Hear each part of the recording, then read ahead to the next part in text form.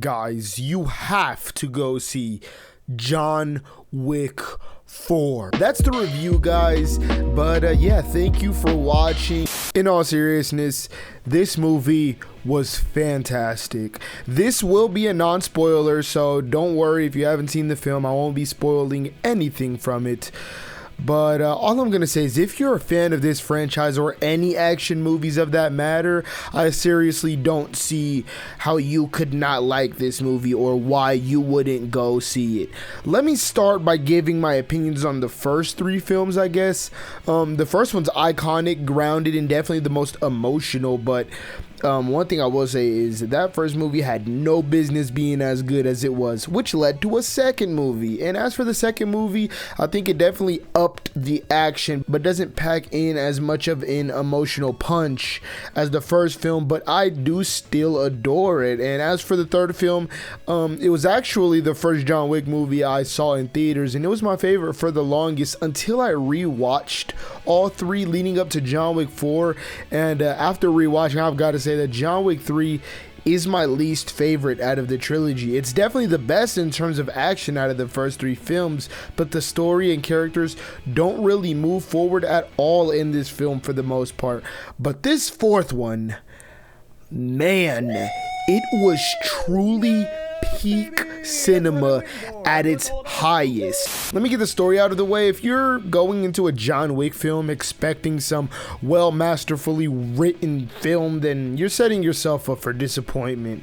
The story here was quite compelling for the most part, though. As soon as the actual plot of the film kicked into gear, I've got to say my eyes were glued to the screen. And speaking of plot, Bill Skarsgård plays the main villain in this film, and he does a fantastic job. He's without a doubt easily one of the better villains out of all of the films, and he has almost a Bond villain like quality to his character that gives his character a huge presence whenever he's on screen. But I will also say that at times we were definitely entering Fast and the Furious level ridiculousness when it comes to some of the things John Wick was able to live through, because he gets fucked up at times. But this movie isn't perfect.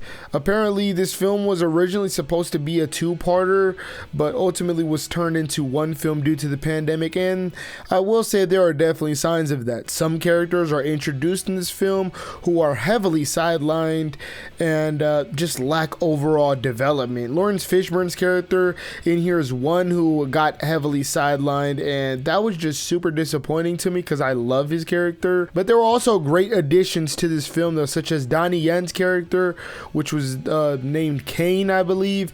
The Akira and Tracker character as well were pretty interesting. Donnie Yen's character definitely had the most depth and layers out of the new additions, though, for better or for worse. The movie has a lot going on within it. For the most part, director 𝙪 Stahelski manages to make it work, although I do think this movie could have been trimmed down a little. The movie is absolutely stunning, though. It's seriously gorgeous. Like the locations chosen, the set pieces, production design, even some of the costuming was breathtaking. This is by far the longest John Wick film as well, and you definitely feel it at times, but that third act is so ambitious, badass, and adrenaline fueled that my chair locked back up and I was back into the movie. By the time you get to this finale, it really does capture that feeling of what a climax should be like.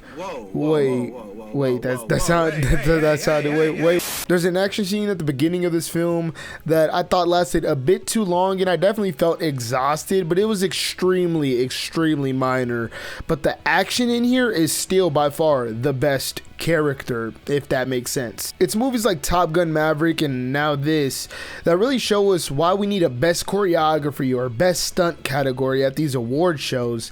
This movie's third act is non-stop action, but constantly feels refreshing, taking place in different areas with different set pieces that had me picking my jaw up off the floor. My theater was gasping and laughing. You heard all the oohs and the ahs across the entire theater, And I saw this film in IMAX, so the sound itself was already making me levitate, but you still managed to hear all the reactions in the crowd. And when I say these set pieces were amazing, I genuinely mean this is some of the best action in any film in history. And the film has so much of it, yet is able to keep it refreshing. Like this right here. Yeah, this scene. Wait until you see this entire thing.